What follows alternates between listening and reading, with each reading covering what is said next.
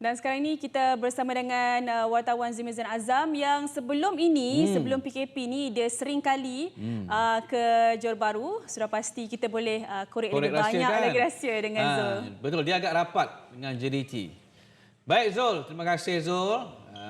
Tahniah juga menamatkan kuarantin 14 hari. Okey Zul, apa cerita sebenarnya Zul? Mungkin Zul ada latest update tentang perkara ini.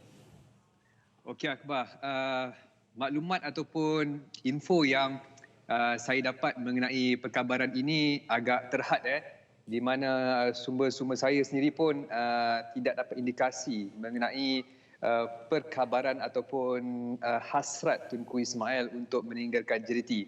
Tetapi saya sendiri buat kajian, membuat perincian mengenai apa yang dinyatakan oleh baginda. Ada kemungkinan, ada possibility untuk baginda meninggalkan JDT atas beberapa perkara yang telah dilakukan sebelum ini. Sebenarnya baginda bukan pertama kali untuk meninggalkan JDT ataupun pasukan Johor.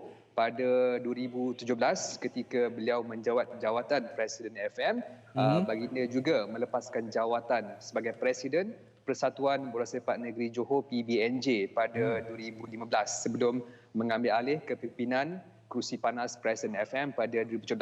Jadi tiada yang mustahil untuk TMJ sendiri meninggalkan JDT. Dan berdasarkan kajian yang saya lakukan menerusi post-post ataupun apa yang dilakukan TMJ di laman sosial beliau sendiri, di Instagram ataupun di Twitter, ada petanda-petanda mengenai hasrat untuk meninggalkan JDT. Yang pertama yang mungkin saya boleh kongsikan, apabila TMJ sendiri seringkali menyatakan beliau mahu fokus untuk menjaga kebajikan dan kemudahan rakyat di negeri Johor. Dan ketika ini sibuk dengan keadaan COVID-19. Selain daripada itu, kalau kita tengok di Insta Story TMJ juga, dia nyatakan polo adalah sukan kegemaran baginda sebagai sukan nombor 1 berbanding sukan bola sepak. Dan beliau juga pernah menyatakan sebelum ini blueprint jangka panjang JDT untuk direalisasikan oleh sesiapa saja yang mahu mengambil alih pasukan JDT. Selain beliau juga sudah menghabiskan banyak masa dan wang sendiri untuk memastikan JDT di tahap yang luar biasa ketika ini Akbar. Okey, memang menarik apabila Zul menyentuh tentang pengganti ataupun orang yang akan meneruskan legasi JDT. Kita tolak tepi gimmick sama ada tuanku nak tinggalkan JDT secara terus ataupun bagaimana. Kalau kita boleh dapat lihat di sini, selepas 8 tahun sudah pasti JDT sendiri mempunyai tulang belakang yang kuat, yang berpengalaman, yang dah tahu ke mana hala tuju yang TMJ Tunku nak bawa JDT ni terus, bukan sahaja dalam Malaysia tetapi di luar daripada Asia sendiri.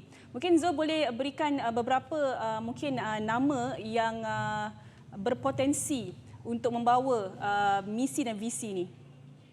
Sejujurnya saya hanya melihat TMJ sendiri yang mampu membawa JDT untuk pada bila-bila masa. Saya tak nampak ada individu lain yang boleh menggantikan ataupun melakukan seperti TMJ lakukan ketika ini.